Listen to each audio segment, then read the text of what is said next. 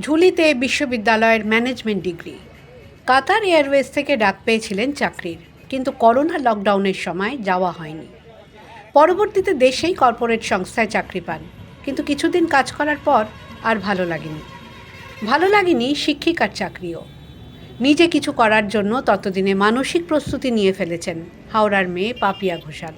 সঞ্চিত 60,000 টাকা বিনিয়োগ করে হাওড়ার অঙ্কুরহাটিতে শুরু করেন নিজস্ব ব্যবসা। খোলেন একটি চায়ের দোকান। অল্প সময়ে দারুণ জনপ্রিয় হলেও আচমকা নেমে আসে আঘাত।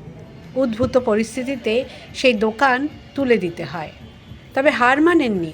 সব বাধা কাটিয়ে ফের নতুন দোকান খুলেছেন 16 নম্বর জাতীয় সড়কের পাশে সরস্বতী ব্রিজের কাছে।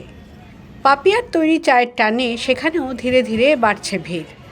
অনেকেই ভালোবেসে পাপিয়াকে ডাকেন রাশিয়ান দিদি নামে। পাপিয়ার কথায় চায়ের দোকান বলতে মানুষের মনে একটা নির্দিষ্ট ধারণা রয়েছে।